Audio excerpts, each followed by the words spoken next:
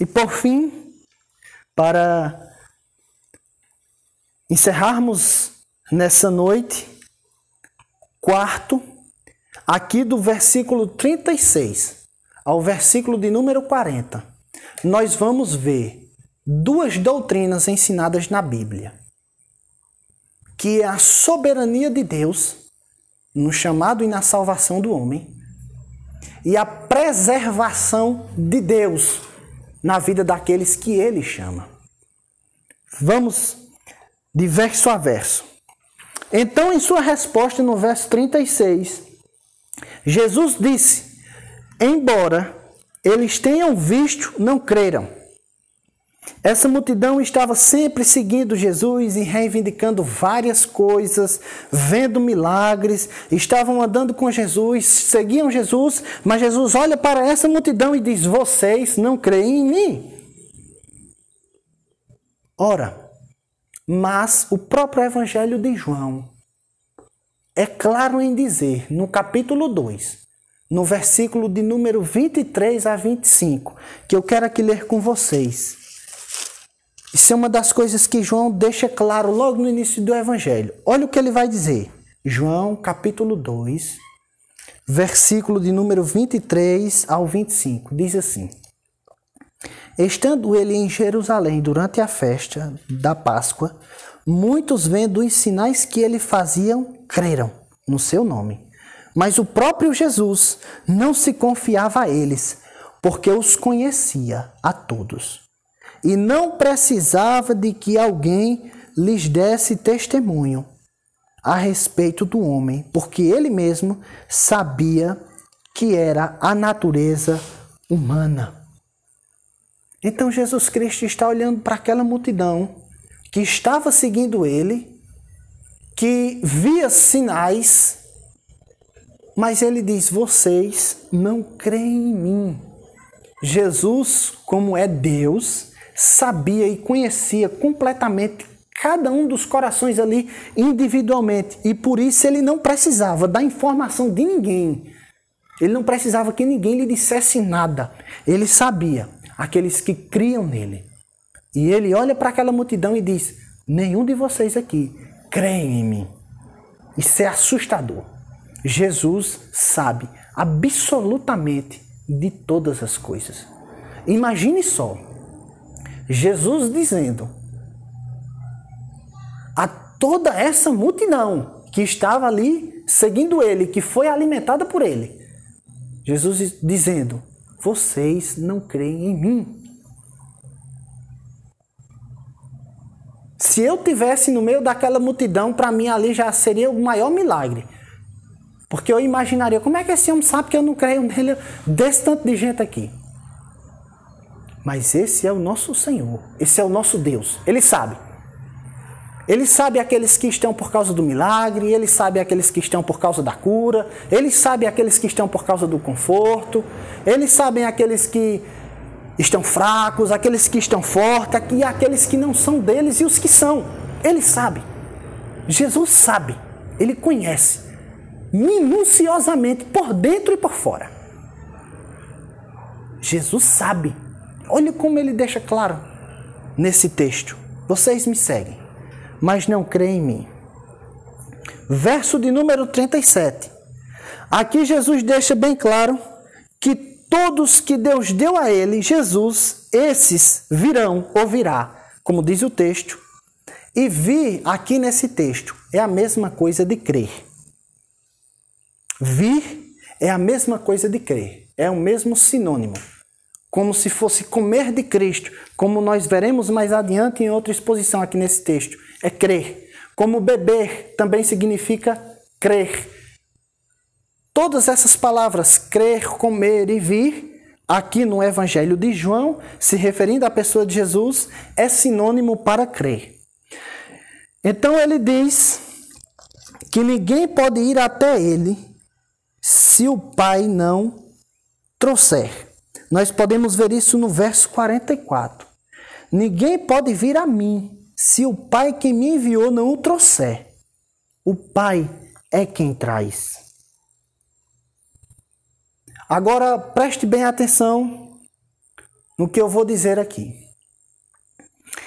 Algumas pessoas acreditam que a palavra trazer, essa palavra ela tem mais assim uma miríade de aplicações. Ela pode significar persuadir, ela pode significar mais ou menos tentar trazer de alguma forma, ela pode ser colocar acima, do lado, abaixo. Essa palavra ela pode ser interpretada de várias formas ou significar muitas coisas diferentes. Mas ao entrar no debate, se a salvação ela é simplesmente pela vontade soberana de Deus, ou se no final das contas o homem pode responder de alguma forma, eu pude ver por uma regra de interpretação, uma regra de exegese, que a palavra trouxer aqui significa literalmente arrastar. Significa arrastar mesmo. Um objeto como se ele fosse inerte. Parece estranho, né? Mas veja bem. Jesus está dizendo que só vai até ele quem o Pai o trouxer. Veja, aqui Deus não tenta. Aqui Deus não convence. Aqui Deus não usa meio que um pouco da sua força ou algo do tipo. Não. Aqui Deus traz efetivamente a Deus. Deus traz a Jesus, aliás. Ele traz, arrastado mesmo. Essa é a palavra. Veja o verso de número 37 e logo em seguida o 44. Veja bem. Todo aquele que o Pai me dá, ou seja, o Pai está dando. Dando, esse virá a mim. Verso 48. Ninguém pode vir a mim se o Pai que me enviou não o trouxer. Ninguém pode ir, só aqueles que o Pai trazem. Então, diante do texto que nós lemos em Efésios, que o homem está preso pela carne, pelo mundo, pelo pecado, pelo diabo, somente Deus, pegando na mão e arrastando o pecador até Cristo, ele pode vir. Isso aqui, na teologia reformada, significa o chamado eficaz. É quando Deus vai lá no íntimo do homem, mexe no íntimo e traz ele para a presença de Deus. É assim que acreditam os reformados. E é assim que parece ser que esse texto indica nessa direção. Eu sei que as escrituras existem vários textos, mas esse texto aqui em específico está dizendo justamente isso. É que Jesus está dizendo que é o Pai quem arrasta. Por causa do contexto, tanto da frase como do contexto geral do texto. Veja bem. Para reforçarmos mais ainda esse ponto, que eu quero que fique bem claro. Olhe no verso 41. Olha o que é que os judeus estavam fazendo. Murmuravam, pois dele. Os judeus estavam murmurando de Jesus. Os judeus, porque disseram, eu sou o pão da vida que desceu do céu. Os judeus estavam dizendo, gente, esse aí não é Jesus? O filho de José. Por acaso não é o filho dele? Acaso não lhe conhecemos o seu pai, a sua mãe? Como é que está dizendo aí que desceu do céu? Ele? Aí Jesus vai dizer, respondeu-lhe Jesus, não murmurem entre vós. Ninguém pode vir a mim se o Pai que me enviou não o trouxer. Ele está dizendo, não murmure, não precisa murmurar, eu sei. Sabe por que vocês não creem em mim? Sabe por que vocês não vêm até a mim? Porque o Pai não trouxe vocês. É forte. À medida que Jesus aqui é rejeitado pelo seu povo, ele olha para o povo e diz, vocês não murmurem não. Deus não deu vocês a mim. Apesar de vocês serem judeus, descendente de Abraão, descendentes de Davi, descendentes da aliança, Deus não me deu vocês. É isso que Jesus está dizendo aqui nesse contexto. Isso é claro. Mais uma vez, como eu disse, isso é o chamado eficaz. A doutrina reformada chama isso de chamado eficaz. Para além do chamado aqui, que nós podemos ver também, é a preservação de Jesus Cristo. Isso está no verso de número 39. Jesus explica qual é a vontade de Deus. E a vontade de Deus é clara. O Pai não quer que nenhum que Ele deu, Ele, o Pai, deu a Jesus, a seu Filho, se perca. Aqui, como eu disse, nós temos a doutrina da preservação dos santos. Essa doutrina, ela garante que aqueles que Deus deu a Jesus, eles serão preservados e cuidados e carregados até o fim. E essa doutrina, ela pode ser encontrada em João 10, 28, Romanos 8, 28, 30, 38, Romanos 11, 29, Filipenses 1, 6 e Hebreus capítulo 6, 17. Entre outros textos que nós podemos também olhar. Isso significa que esse chamado não pode ser revogado, essa herança não pode ser perdida, esse fundamento não pode ser abalado e essa vida não pode ser perdida. Por quê? Porque o verso 40 explica: de fato, a vontade de meu Pai é que todo o que vir o Filho e nele crê tenha a vida eterna. E eu ressuscitarei no último dia. Então, aqui diante desse texto, nós podemos ver que Deus traz a Jesus e Jesus preserva até o fim aqueles que o Pai deu.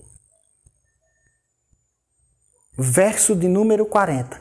Para que no dia do juízo final eu o ressuscite para estar com ele até a consumação dos séculos.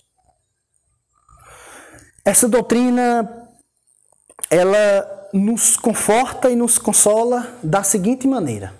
Ela muda, na verdade, a maneira como vivemos, como vemos e como nos comportamos diante das pessoas. Veja bem, se nós acreditamos que Cristo é quem traz até a Deus, a primeira coisa que nós mudamos é o seguinte: eu posso pregar o Evangelho para qualquer pessoa. Seja grande, seja pequeno, seja valente, seja mole, seja rico, seja pobre, seja quem for. Se o Pai o der a Jesus, ele vem arrastado. Foi assim com Saulo de Tarso, mas foi literalmente. Jesus desceu do céu, apareceu a ele numa luz, ele cegou durante 3 dias. Ele ia para prender e matar pessoas. Foi nessa ocasião a qual ele se encontra com Jesus. Então essa doutrina nos encoraja a pregar. Pode ser uma pessoa má, pode ser uma pessoa difícil. Se Deus pegar pelo braço dessa pessoa, ele arrasta. Porque ele é Deus. E ele dá nas mãos de Jesus. Então essa doutrina nos encoraja a pregar. Segunda coisa, essa doutrina também, a preservação dos santos, nos dá consolo e conforto que, por mais que nós estejamos fracos e duvidosos, Deus segurará nas nossas mãos. É lógico que nós devemos orar, é lógico que nós devemos fugir do mal, é lógico que nós devemos fazer o que podemos, mas no fim das contas, é Jesus quem nos carrega. No fim das contas, Jesus vai olhar para você e para mim e vai dizer o que disse a Pedro: Pedro, Satanás me pediu para lhe peneirar, mas eu roguei ao Pai. Talvez Satanás já tenha pedido para nos peneirar de dia e de noite e Jesus está dizendo: eu roguei ao Pai. Isso faz com que nós sirvamos com alegria, com mansidão, com prazer, porque tudo é dele. Para encerrarmos aqui, nós tiramos 3 lições práticas. Deus é quem conduz a Cristo. Deus é quem conduz a Jesus Cristo. Fique calmo, tranquilo e ciente disso. Apenas de forma mansa, de forma simples, pregue o Evangelho. Deus é quem nos conduz a Cristo. Oitavo, Deus é quem nos preserva no seu caminho.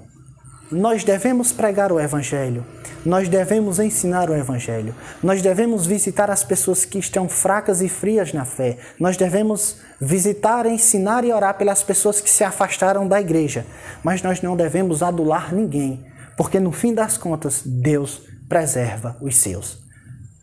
Nós devemos fazer o nosso trabalho, mas sabendo que Deus é quem preserva os seus. Nono, Jesus irá nos ressuscitar para que possamos passar a eternidade com Ele. Verso 40. Nós iremos morrer, mas Deus irá nos ressuscitar. Isso é uma verdade prática, simples e real. Deus irá nos ressuscitar para que possamos passar a eternidade com Ele.